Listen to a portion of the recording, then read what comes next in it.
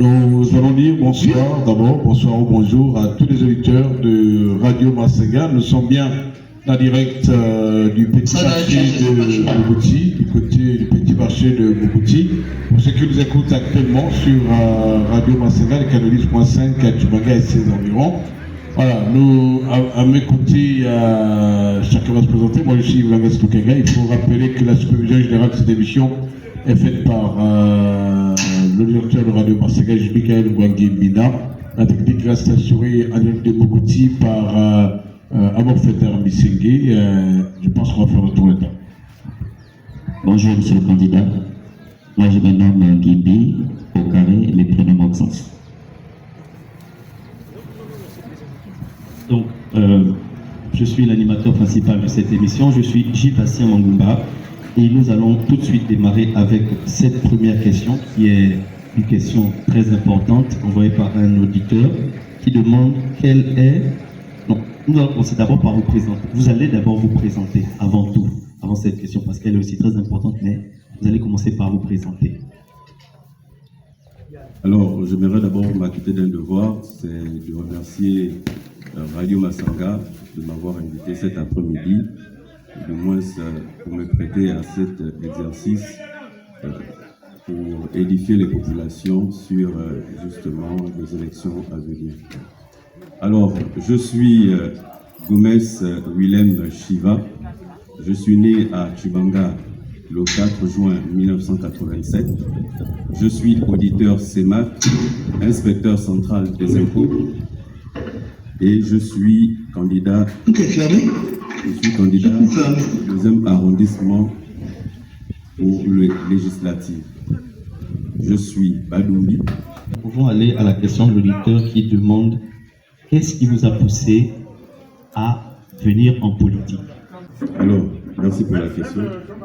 Ben, écoutez, la politique, on la fait tous les jours, même quand on ne rentre pas directement, la politique, elle est autour de nous, notamment dans la vie sociale. Mais pour celle relative aux populations, ben, écoutez, à un moment donné, lorsqu'on s'intéresse à la vie publique et surtout au bien-être du plus grand nombre, il est toujours important justement de se lancer en politique.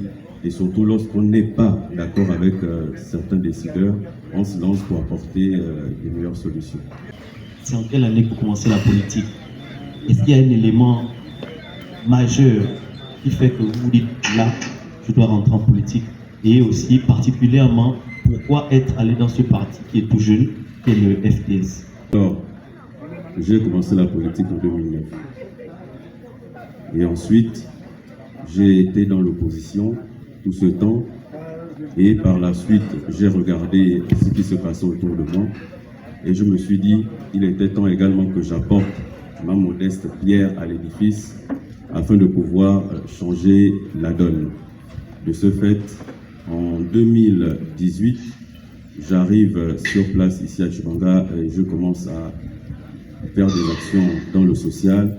Et ce sont notamment les populations qui, ayant observé ce que je faisais comme activité, ont jugé utile de me demander de me porter candidat en 2023, chose que j'ai faite, et encore une fois en 2025.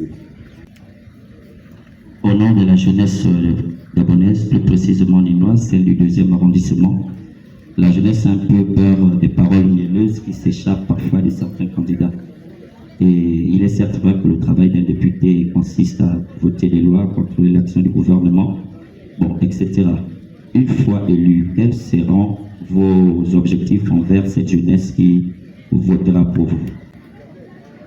Alors, la jeunesse a toujours été longtemps malmenée et surtout utilisée par les hommes politiques, moi-même y compris. Et c'est de ce constat-là, justement, que je me suis dit qu'il était temps de prendre ses responsabilités, de se lancer avec ceux qui, bien évidemment, ont décidé de nous accompagner afin justement ensemble de pouvoir changer la donne. Cela signifie que vous avez identifié les maux qui minent la société linoise au niveau social et économique. Nous vivons tous à Tchibanga et les réalités sont palpables. L'ancien régime notamment n'a rien fait pour pouvoir changer les choses, si ce n'est qu'utiliser les populations à leur avantage. Nous sommes ici à Tchibanga, vous également vous voyez les mêmes réalités que moi, et ça n'a pas beaucoup évolué. Tchibanga est resté la même ville depuis plusieurs années. Moi, étant tout petit, c'est les mêmes maisons, c'est les mêmes artères, etc. Personne n'a levé le petit doigt pour essayer de changer effectivement les choses, même si le rôle du député n'est pas de construire les maisons, les routes, etc. Mais au moins apporter un petit changement à la vie, ça aurait déjà été super. Une question d'un auditeur toujours qui demande pourquoi pouvez-vous changer la donne? Parce que vous faites de la politique aujourd'hui. Avant vous, il y a eu des personnes qui faisaient la politique et vous êtes un parti naissant. Qu'est-ce que vous pensez avoir comme valeur ajoutée aujourd'hui à apporter de manière concrète aux populations? Le FDS étant un nouveau parti, c'est vrai. Nous sommes nés en mars de cette année. Mais je pense que le leader, vous le connaissez très bien. Il a toujours œuvré autant dans le social pour les populations au niveau national. Il a toujours défendu les causes les plus faibles. Maintenant, en ce qui concerne l'arrivée en politique, du moins le FDS, qu'est-ce que le FDS peut apporter de nouveau? Ben écoutez, moi personnellement, une certaine expérience, hors de mon expérience d'ailleurs d'inspecteur central des impôts et de fiscaliste, donc rompu à la tâche des finances publiques, je serais sans doute mieux placé pour contrôler justement l'action des gouvernants et poser des questions, sinon poser des lois qui pourront aller dans le sens d'améliorer les choses. Les personnes qui veulent bien que la mairie ne sont pas avec vous, mais globalement, quelle est la vision du FDS? Parce qu'avoir dans le premier arrondissement une liste, au deuxième arrondissement une liste, et ensuite la députation une liste, c'est que vous avez une vision globale. Quelle est cette vision globale?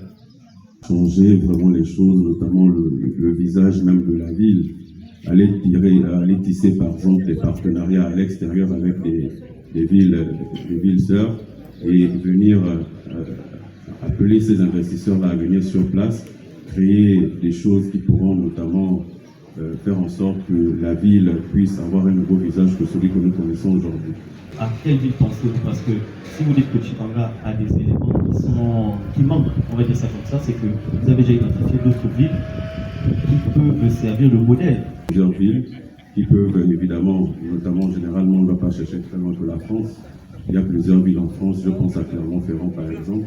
Il y a plusieurs villes, il y a des partenariats qui se sont faits avec d'autres mairies, là où, comme par exemple celle d'Oyenne.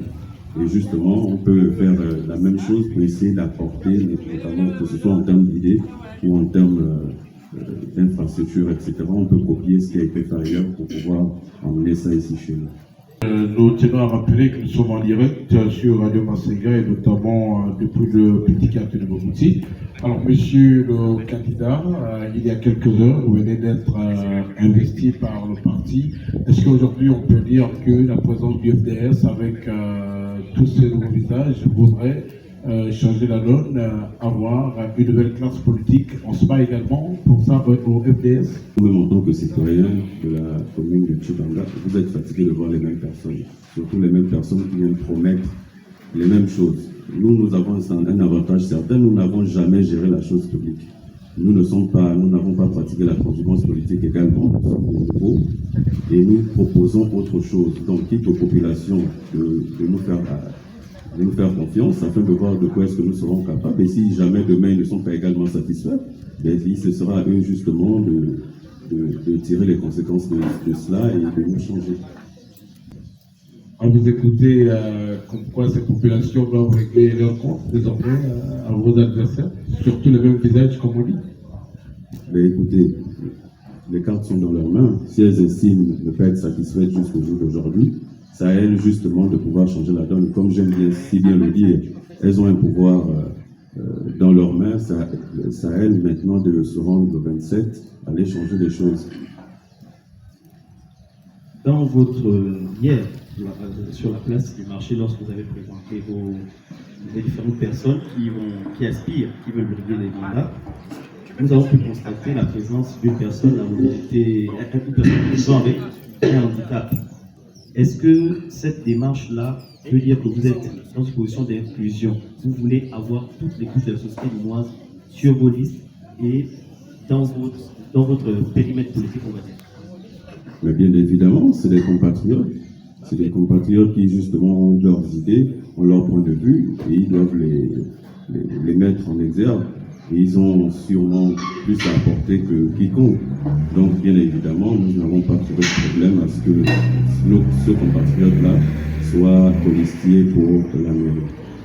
Point de départ, le FDS a uniquement présenté que de colistiers au niveau du premier et deuxième arrondissement, une seule candidature pour les législatives. C'est pour dire que, est-ce qu'on a cette impression de faire croire qu'il y a peut-être pas assez de personnes aussi prêtes pour être mieux représentées, on va dire, dans notre localité, parce que vous avez choisi que Tchibanga dans votre parti? En politique, on ne s'improvise pas. Ce n'est pas un jeu, on vient pour gérer la chose publique et surtout des citoyens. Il ne s'agit pas pour nous justement simplement de présenter des candidats, mais il fallait justement avoir des candidatures sérieuses. Et pour le moment, comme vous le savez si bien, nous sommes un nouveau parti, nous sommes en construction, et dans les années à venir, justement, nous aurons eu le temps de voir ce dont chacun est capable et ce que chacun pourra apporter.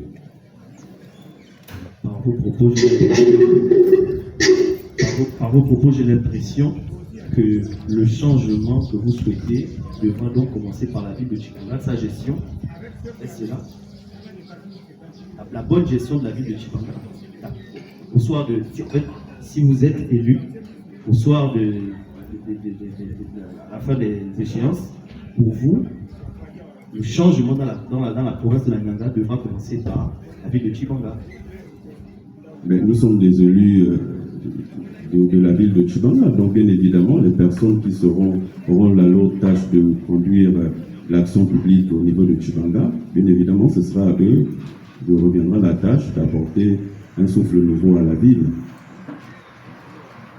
Vous briguez les élections législatives, donc vous voulez aller dans l'hémicycle du Palais Léomba. Avez-vous déjà, au moment où nous parlons à chaud, une idée ou un projet de loi qui vous tient à cœur? Bien qu'étant candidat, est-ce qu'on peut déjà savoir? Étant jeune, j'ai fait un constat tout simple, c'est que par exemple aujourd'hui, la musique qu'on écoute, surtout venant de la jeunesse actuelle, fait beaucoup de l'apologie du banditisme. Il serait nécessaire que les pouvoirs publics justement se penchent sur cet aspect-là pour essayer de freiner cela afin de changer les mentalités des uns et des autres. Parce qu'aujourd'hui, il faut constater que les jeunes prennent pour exemple des personnes qui justement hier ont été privées de leurs droits et de leurs libertés. Et donc pour moi, c'est pas normal. Il faudrait nécessairement que l'État se penche là-dessus parce que évidemment, les jeunes, c'est l'avenir du pays. Mais vous, par exemple, lorsque vous étiez jeune, vous étiez au lycée, quels ont été vos modèles? J'ai envie de dire ici qu'aujourd'hui, on constate que dans beaucoup de foyers, les parents ont démissionné. C'est simplement, certains sont devant certaines réalités et donc de ce fait, je pense que cela vient déjà de la précarité. Et donc, si justement on en fait un peu plus au niveau social, je pense que cela devrait pouvoir aider à éradiquer le phénomène. Donc, vous voulez vous attaquer en fait à la base même de la société qui est la famille, parce que famille, c'est lieu de base où un enfant est élevé, c'est lieu de base où un enfant est éduqué, et donc chaque personne sur la route est le reflet de sa famille. C'est à ça que vous voulez. Quand vous parlez de social, parce que notre parti c'est Front démocratique et social, je pense que le social c'est cet aspect-là. C'est bien cela, puisque notre politique est justement axée sur l'humain. Et c'est pourquoi est-ce que, même bien évidemment, vous avez vu des années avant de nous lancer en politique, nous avons commencé par faire dans le social. Justement, nous n'avons pas attendu d'avoir une quelconque fonction politique ou une nomination pour pouvoir œuvrer pour justement cette couche-là. Lorsque vous dites social, vous avez commencé à œuvrer. Le social ici souvent est perçu comme aller distribuer du savon, de l'huile et un peu de dindon. Vous avez fait quoi exactement quand on parle de social? Mais écoutez, je pense qu'un de vos confrères est bien au fait de la situation puisqu'il a été pendant longtemps responsable justement du mouvement associatif. Donc il serait le mieux passé pour pouvoir vous dire parce qu'il détient jusqu'au jour d'aujourd'hui des archives à cet effet. Donc, pour ceux qui nous regardent ici à Mogoti, l'invité en face a œuvré dans le social depuis pratiquement 3 ans, depuis 2019-2020 par là. Et nous avons beaucoup fait dans le social, surtout les populations de Munich qui n'arrivaient pas à se rendre à l'hôpital, qui n'arrivaient pas à s'acheter des médicaments. Nous avons également accompagné cette association TGV, tous ceux qui le connaissent et qui l'ont connu, cette association qui a eu pour premier siège le quartier commercial. Aujourd'hui, l'association TGV qui œuvre dans le social se trouve à l'entrée, non loin de l'entrée du Peloton, donc en face de la pharmacie Saint-Denis. Je ne vais pas faire de la publicité. Alors juste pour dire que le candidat que vous avez aujourd'hui est sur le terrain depuis plusieurs années. Il a accompagné pas mal de jeunes aussi dans les petits métiers, donc par-ci, donc par-là. Et comme je vous le disais, en 2023, et c'est une partie, une tranche de la population qui avait sollicité à ce qu'ils puissent faire la politique aujourd'hui. Donc c'est un peu ça, c'est qu'il fallait un peu compléter concernant le volet social dont il fait allusion aujourd'hui. Je veux rebondir en disant qu'effectivement, nous avons, sans oublier que nous avons également fait des maisons pour les populations, parce que nous avons constaté que justement, ces populations-là dormaient pratiquement, les maisons étaient délabrées, nous les avons refaites pour d'autres, et nous avons également beaucoup œuvré dans le domaine médical, parce que nous avons signé un contrat avec l'hôpital de Marondi. Il était question notamment que les populations aillent se faire soigner gratuitement jusqu'à guérison, et au sorti de là, nous occupions des ordonnances sans qu'ils ne dépensent un rond. Le monde au niveau de la... Les adhésions se poursuivent, donc jusqu'à présent, au moment où nous parlons même, les gens sont sûrement en train d'adhérer, donc je ne peux pas vous donner exactement le chiffre exact qu'il y a aujourd'hui. En fait, par cette question, je veux simplement demander parce que, au vu du renouvellement de la classe politique, quasiment tous les partis, à l'exception d'un que l'on connaît tous, a des cellules de base implantées un peu partout. Et face à cet aspect des choses, l'implantation de certains est un peu plus rapide que d'autres. Est-ce que cela ne vous fait pas peur ou bien vous allez trouver la stratégie pour pouvoir passer devant ma question? Mais je pense que dans la vie, chacun va à son rythme. Nous ne suivons pas le programme de quiconque. Nous allons à notre rythme, nous avons notre propre programme et nos objectifs à atteindre. Donc, notamment, nous n'avons pas à pâlir de jalousie pour qui que ce soit. Nous faisons simplement les choses à notre temps, et je pense que, et comme vous le savez si bien, c'est un jeune parti qui vient à peine de s'installer ici au niveau de la Nianga. Donc, il n'y a pas de raison que cela ne se passe pas. Donc ça, c'est une question. Si encore. J'aimerais parler de mes jeunes frères parce qu'il y a une vie après bac. Et ils sont plusieurs après le bac, se retrouvent ici à Tchibanga en train de faire le sable, à ne rien faire parce qu'ils n'ont aucun parent à Libreville. À l'université, c'est une autre vie. Et ça fait très mal de voir des mamans s'occuper de leurs enfants qui ont déjà le bac. Il a peut-être 30 ans, 35 ans. Et après, à un moment donné, le système dit il faut qu'on pense à la fonction publique. Il faut l'entrepreneuriat. Mais il n'y a aucune banque qui s'élève pour se battre pour cette jeunesse. Et pour que votre voix soit écoutée à l'Assemblée, il va vous falloir une majorité. Bon, si seulement votre nombre se voit réduit, quels seront logiquement vos projets, puisque vous faites dans du social? On sous-entend que faire du social ne doit pas nous donner le droit de venir faire la politique. Permettez-moi de paraphraser un célèbre philosophe dont j'ignore le nom, qui disait que l'homme politique est celui qui se bat pour son investiture. À l'opposé, l'homme d'État est celui qui se bat pour l'avenir des générations à venir. Déjà, vous êtes jeune, j'apprécie tout ce que vous faites, mais quelles seront logiquement votre aide envers ces jeunes qui se voient abandonnés? Merci. Justement, si nous venons aujourd'hui en politique, vous avez parlé de système. Nous n'avons pas fait partie du système. Aujourd'hui, nous venons pour essayer d'apporter justement de nouvelles idées, un changement, notamment à ce système-là, ce qui se faisait hier. Et c'est pourquoi nous demandons justement aux populations de nous faire confiance et de voir de quoi est-ce que nous serons capables, parce que nous avons fait exactement le même constat que vous. Et nous en sommes vraiment désolés. Une question d'un auditeur qui demande pourquoi le FDS et pas un autre parti. politique. Pourquoi vous avez choisi le FDS et pas une autre parti politique? Écoutez, je pense que lorsqu'on adhère à un parti politique, on adhère aux idéaux de ce parti. C'est fort de cela justement que le président, j'ai observé un peu tout ce qui se faisait autour de moi. Toutes ces années, j'ai toujours fonctionné en tant qu'indépendant. Je n'ai jamais justement voulu adhérer à un parti politique. Tout ce que je le faisais sous fonds propres. Je n'ai jamais voulu adhérer à un parti politique tout simplement pour pouvoir garder ma liberté de ton et de mouvement. Et fort de ce constat, j'ai observé un peu ce qui se faisait autour de moi. Et j'ai constaté qu'il y avait justement un jeune comme moi, qui est le président Ange Kevin Zigou, qui justement a cette façon, sinon la même vision que moi, on partage la même vision. Et je me suis dit, au lieu justement d'être de façon séparée, on pouvait mutualiser nos forces afin d'apporter, notamment au niveau national, un nouveau souffle dans nos politiques. Si je ne me trompe pas, le FDS appartient à la majorité présidentielle. Il y a plusieurs partis aujourd'hui qui font partie de la majorité présidentielle. C'est bien cela. Voulez-vous nous dire là que la différence entre ces partis, c'est la qualité des autres? Pourquoi serait-ce forcément la qualité des autres? Mais parce qu'aujourd'hui, malgré la multitude de partis politiques, vous conviendrez avec moi que généralement, ce sont les dirigeants ou sinon les personnes qui ont la responsabilité de conduire les affaires de ces partis-là qui causent parfois problème. Qui pour certains d'ailleurs parfois veulent être simplement vus, ou pour d'autres veulent être simplement, ne veulent pas que d'autres personnes puissent apporter de nouvelles idées et veulent être simplement le centre des attentions.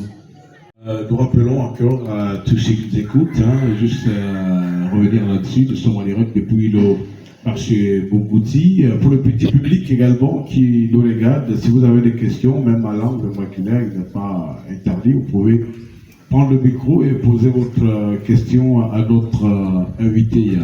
Alors, monsieur le candidat, vous avez été investi il y a quelques heures, notamment on connaît les visages de ceux qui vont représenter le FDS au premier et deuxième arrondissement, surtout au niveau de la municipalité. Et pour cela, dans l'ancien régime, on a cru dire une tranche de la population qui parfois se plaint dans ses propos. Est-ce que vous, désormais, vous voulez être élu pour aller s'asseoir à la mairie parce que vous avez besoin des grands salaires de 700 800 000 francs comme les autres le faisaient de l'ancien régime? Pour eux, ce qui les concernait, c'était d'aller pour les salaires à la mairie. Est-ce qu'aujourd'hui, avec comment on appelle ce qui va être fait par le président, on parle déjà des budgets qui vont être revus à la hausse au niveau des collectivités locales. On parlait donc de la décentralisation.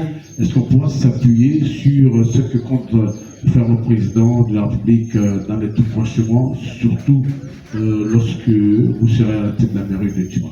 Je pense que cette question, vous devrez la poser aux autres candidats qui ont géré les affaires hier, parce que nous n'avons pas attendu le 30 août pour pouvoir poser les actions. Et je pense que chacun de vous observe la vie politique. Vous connaissez qui sont les hommes du FDS, notamment le président, bien avant, depuis des années déjà, bien avant ce qui se passe aujourd'hui. Il a toujours œuvré dans le social, il a défendu les causes des plus faibles et des opprimés. Et donc, vous connaissez clairement sa mentalité, parce qu'il ne la cache pas. Il n'est pas question que de quiconque vienne s'enrichir. Moi, personnellement, je n'ai pas envié qui que ce soit. Et je n'ai pas attendu pour moi, les élections, c'est pas une opportunité. Je suis désolé, je fais de la politique par conviction et non par suivisme ou parce que j'aurais, excusez-moi du terme, j'aurais faim. Alors, si on comprend bien, vous êtes un candidat à part. On espère bien que toutes les mamans, toute la population qui nous écoute, s'est dédiée pendant leur responsabilité.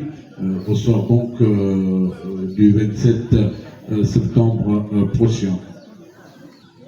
On fait le tour de table, encore des questions par ici. Alors, est-ce qu'il y a-t-il des messages particuliers pour en profiter, monsieur le candidat, pour toutes ces mamans aussi qui nous regardent, qui ont pris la peine de venir assister à cette émission et adresser un message par rapport à l'avenir désormais? Bon, vu l'âge des mamans qui s'y trouvent, je pense que je vais adresser ce message en langue.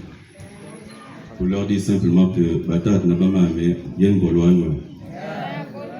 Nailima du Yasin Gwena Batbaki du Dion. Diulwa. Yet bots tomato.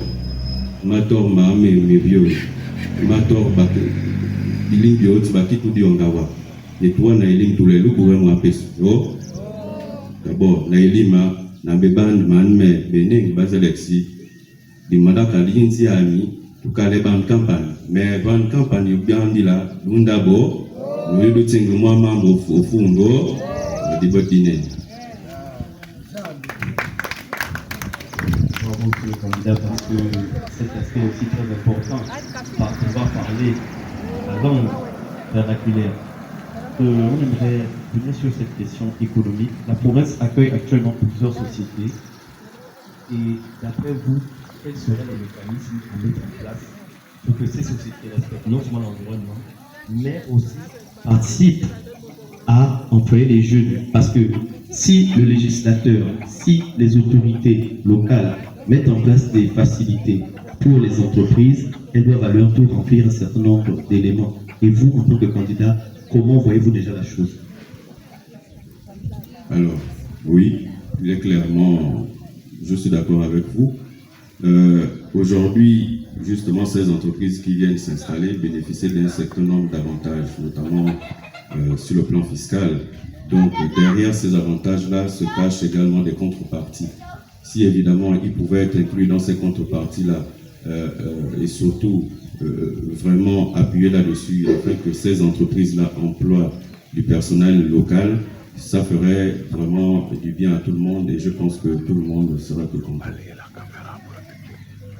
Oui, tout le monde serait plus content. Mais vous, en tant qu'auditeur, quels sont les mécanismes auxquels vous pensez là maintenant à chaud?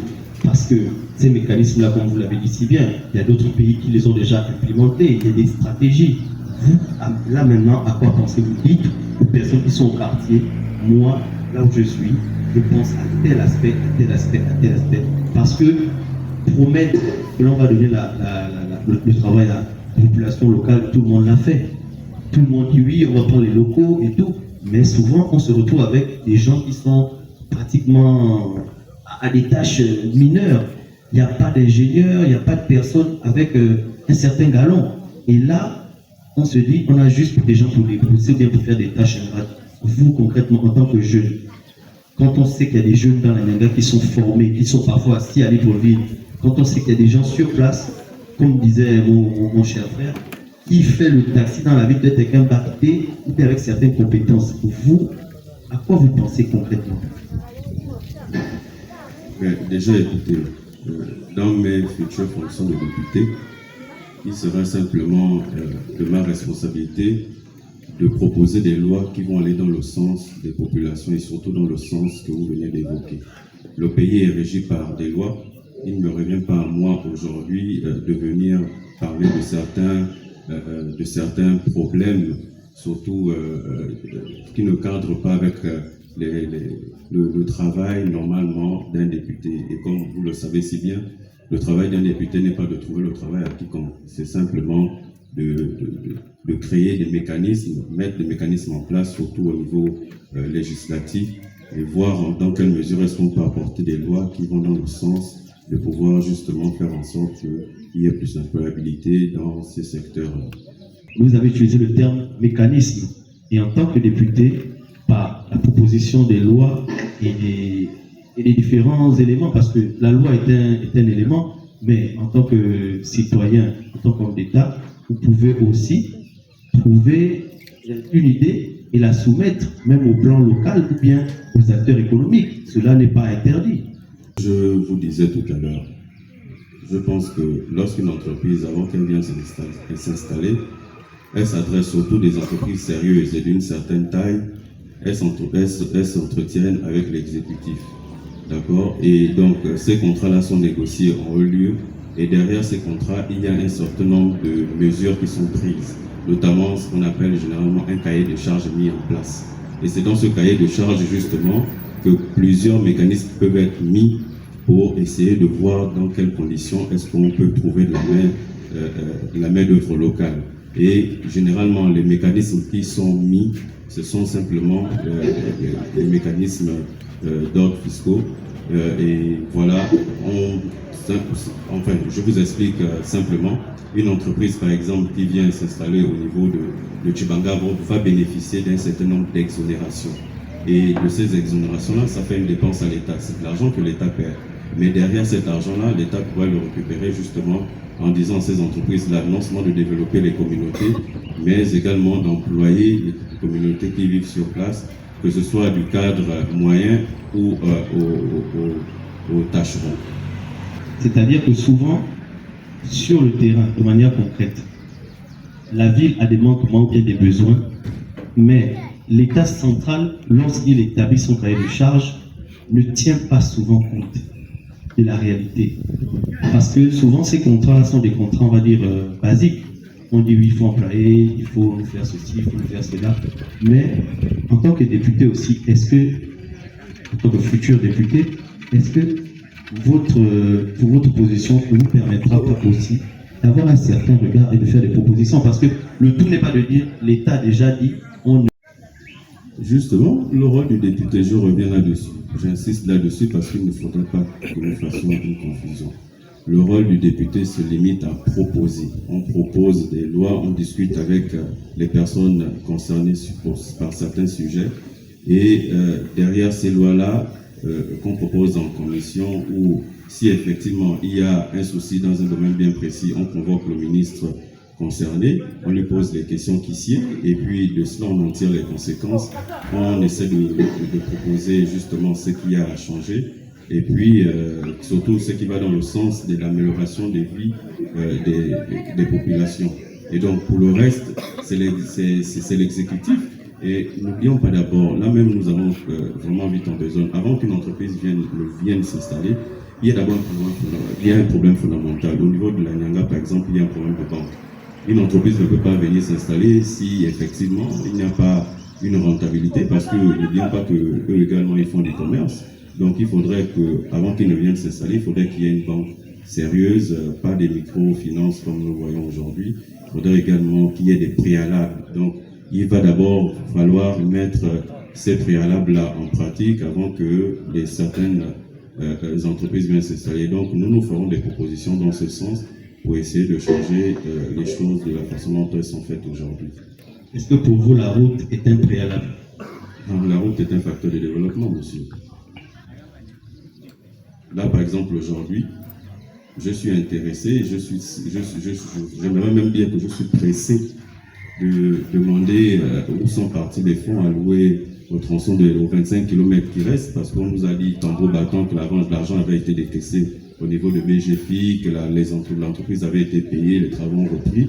Je serais content d'appeler qui de droit afin qu'ils viennent nous édifier où est-ce que cette entreprise est partie et pourquoi la route n'est pas terminée jusqu'au jour d'aujourd'hui. Il y a une question. Il y a peut-être s'adresser également aux populations. C'est une grande première, c'est une innovation de la nouvelle direction provinciale de Radio Massenga. Alors pour les mamans, les papas en face, si vous avez une question. Monsieur le candidat, certainement revenir sur ce qui s'est passé hier. Vous êtes désormais investi. Alors, j'aimerais simplement dire aux populations qu'il est temps qu'elles comprennent le jeu politique tel qu'il se fait en ce moment. Sinon de façon générale, c'est qui est en train de se passer.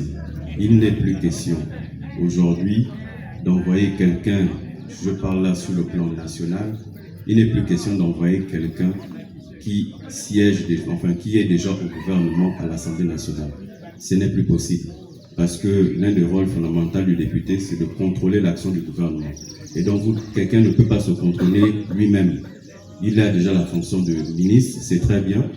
Et si derrière cela, on peut ajouter quelqu'un d'autre justement pour aller contrôler ce qu'il fait, ce serait formidable. Et donc, que les populations aujourd'hui soient plus malignes qu'elles étaient hier, qu'elles n'acceptent plus qu'on vienne leur faire des petits jeux de passe-passe sous les yeux, il n'est plus question de cela. Aujourd'hui, envoyer des personnes justement valeureuses qui peuvent aller défendre non seulement vos intérêts, mais qui peuvent aller proposer des lois utiles. Et aujourd'hui, que ce soit pour le Sénat, que ce soit pour l'Assemblée nationale, envoyer des personnes qui ont un minimum de background, qui peuvent justement apporter véritablement un souffle nouveau à ce que nous sommes, en ce en quoi nous espérons. C'est déjà un honneur de vous recevoir ici au 10 marché de Mongouti pour vous entretenir bien évidemment à travers cette émission de Radio 5 Massaga. Alors, je vais commencer par deux questions essentielles. C'est de savoir, quand on regarde le candidat que vous êtes aujourd'hui, on sait que vous êtes certainement à votre deuxième expérience parce que lors des élections passées, vous étiez déjà pour le même objectif. Qu'est-ce qui fait la différence aujourd'hui entre le Gomez d'hier et celui d'aujourd'hui? Ça, c'est la première question. Et pourquoi est-ce qu'au soir du 27, sinon pourquoi est-ce que les populations du 2e arrondissement devraient voter pour vous concrètement pour que vous soyez le candidat, pour que vous soyez le député du 2e? Je ne sais pas s'il y a deux Gomez, mais c'est le même, qui n'a pas changé, qui est resté focus sur ses objectifs. Je n'ai pas changé ma façon de faire. Beaucoup pourront le témoigner. Maintenant, de ce qui est le savoir, pourquoi me choisir moi? Simplement parce que premièrement, j'ai la jeunesse avec moi. J'ai la jeunesse en moi, je suis jeune. Je suis un technicien des finances publiques aguerri. Donc, je peux proposer aisément des lois ou des mécanismes utiles qui peuvent apporter véritablement un souffle nouveau. Et je n'ai jamais géré la chose publique, je n'ai jamais été dans un parti, je ne traîne pas le passif à ce niveau-là pour expliquer quoi que ce soit.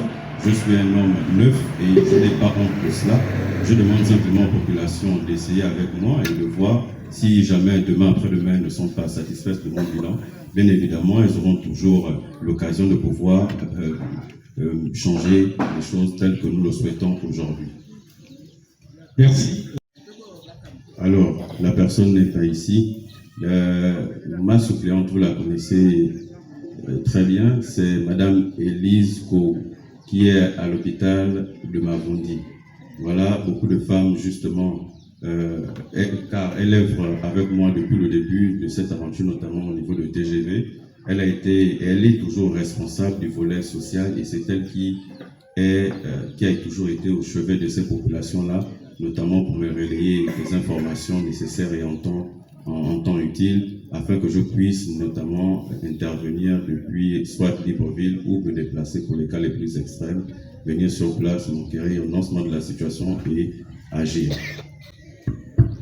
Monsieur le candidat, que répondez-vous à ceux qui disent que vos dons, d'abord, ont été un moyen masqué pour permettre effectivement que vous soyez voté? Je suis un citoyen qui jouit de ses droits, donc nécessairement, généralement, vous savez, ça, c'est des stratégies, sinon ce sont des mots que les gens trouvent pour pouvoir essayer de salir la réputation des uns et des autres. On a interdit à quiconque de faire des dons. Au contraire, plus nous serons nombreux, plus peut-être justement nous allons apporter des solutions. Donc le don n'a jamais été, je ne pense pas, un péché, et de surcroît, je vous l'ai toujours dit haut et fort, je ne suis financé par personne.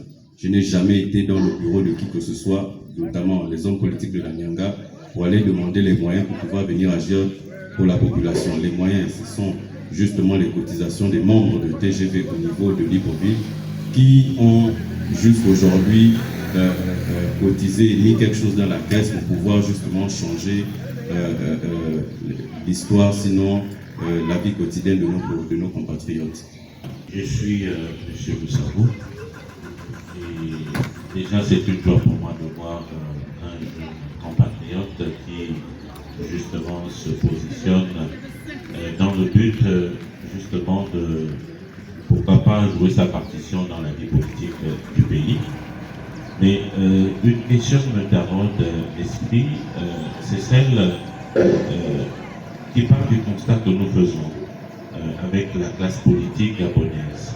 Partant de l'ancien système au nouveau, on a un petit goût du vieux dans le nouveau, de par ce fait-là que tout à l'heure, le candidat parlait de 25 ou 30 kilomètres avant d'arriver à Tibanga qui ne sont toujours pas finis, sinon réalisés.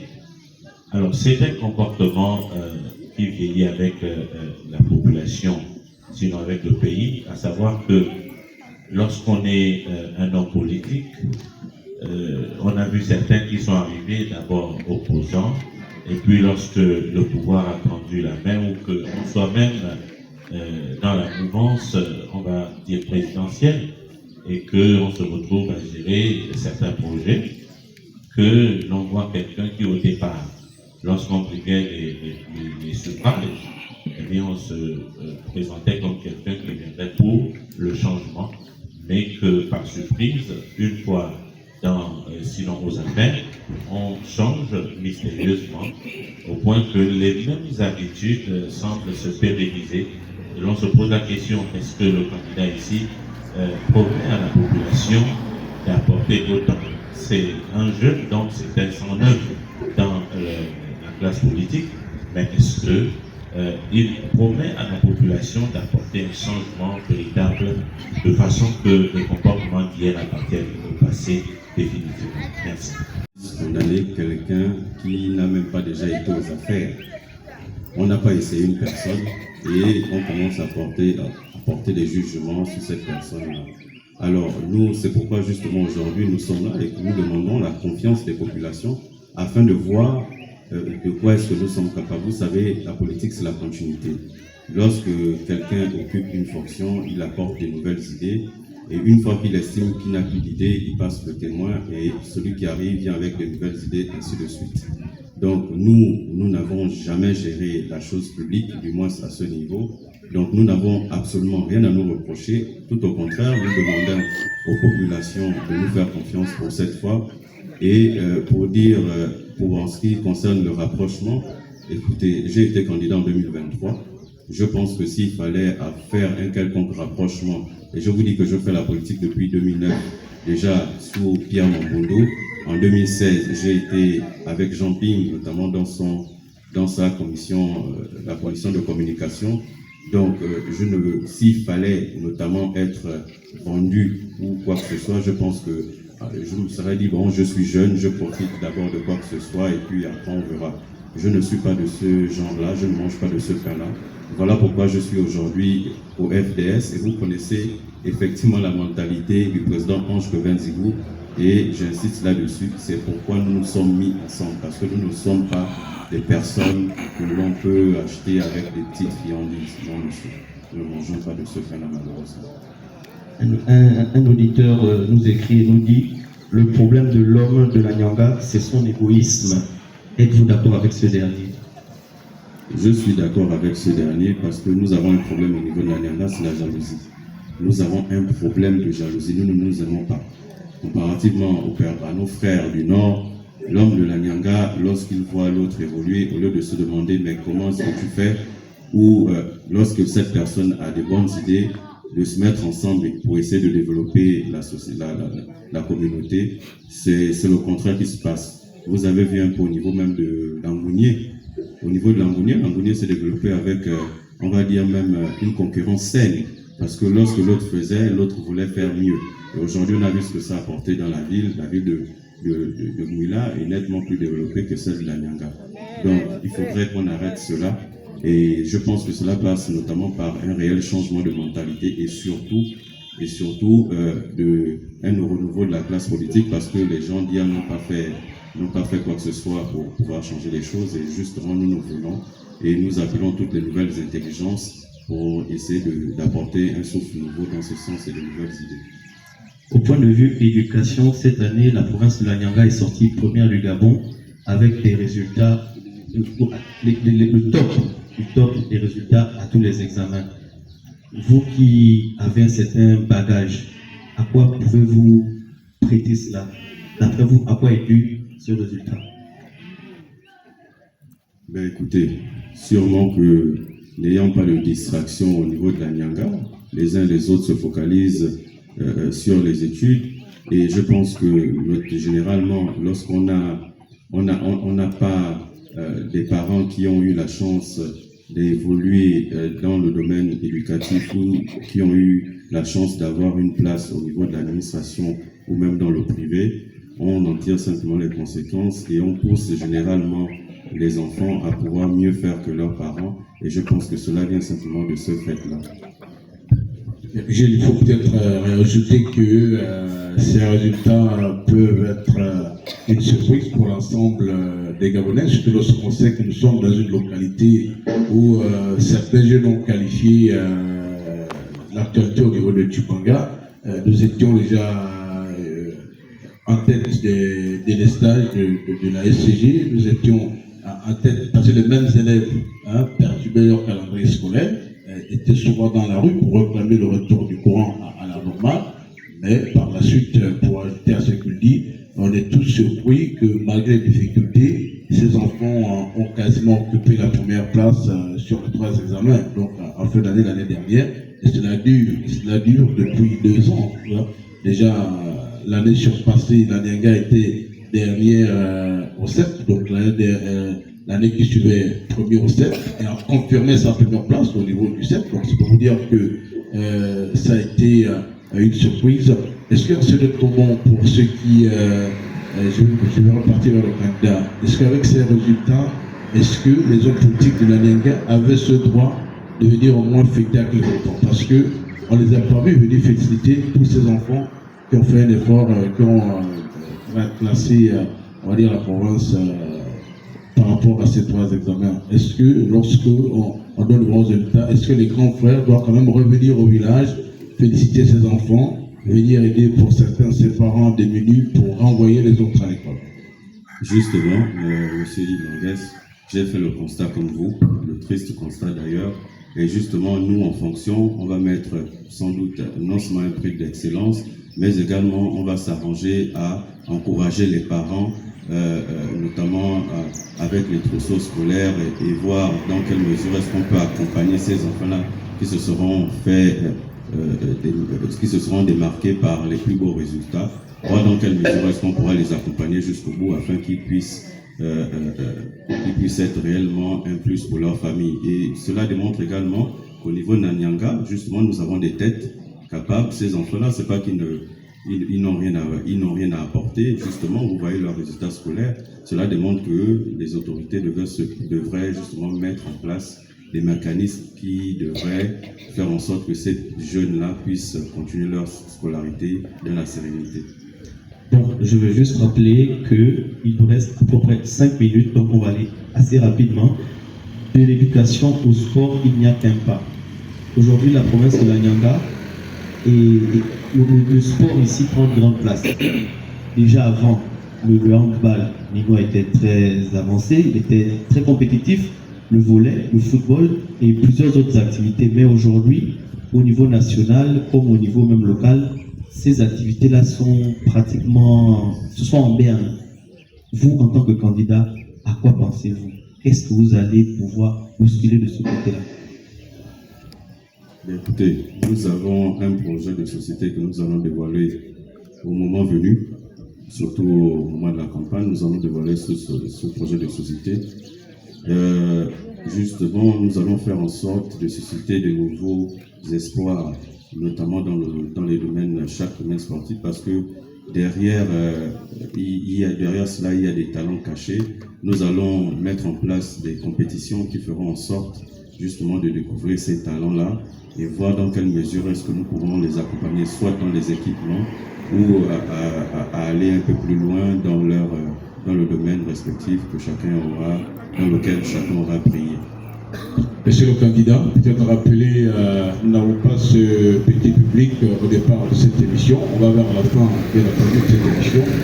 Alors, monsieur le candidat, est-ce que vous pouvez vous présenter à nouveau à ces mamans-là? Est-ce que vous avez été le parent de quelqu'un ici? Peut-être que les mamans-là ont connu et qui ne connaissent pas que ce dernier était peut-être parenté à vous.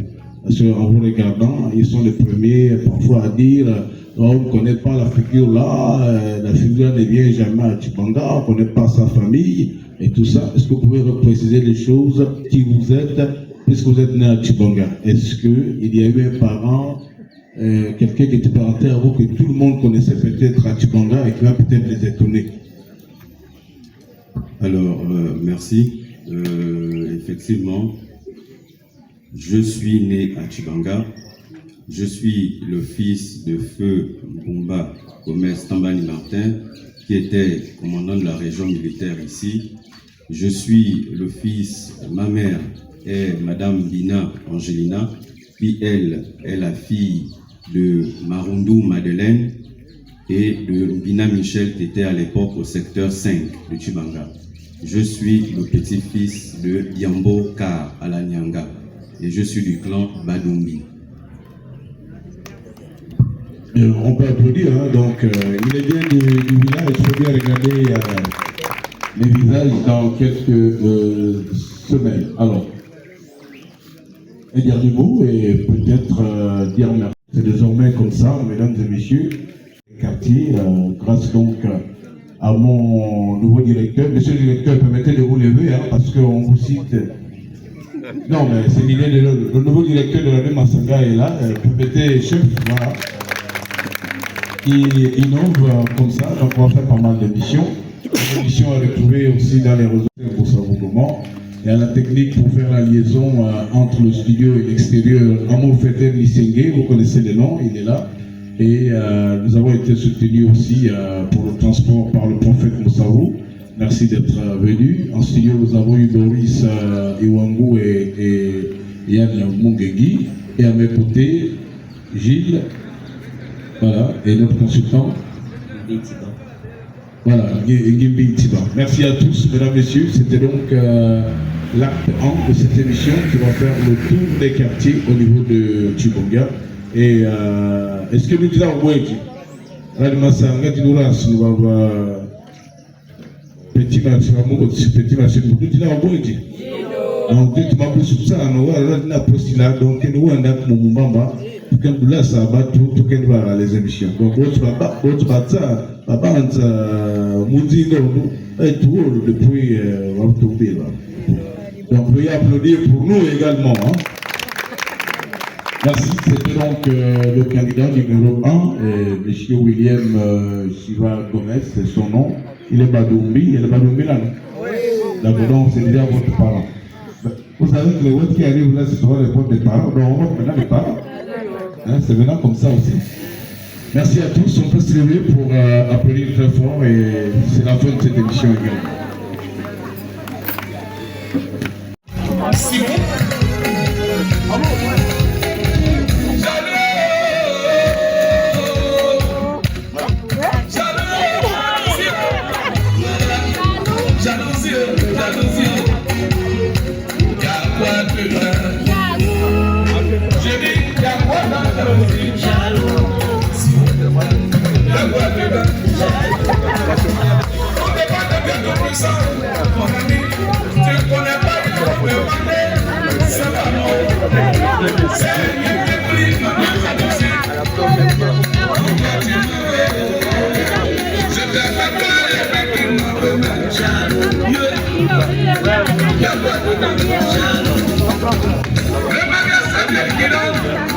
Si aujourd'hui, ça a été mon tour, c'est la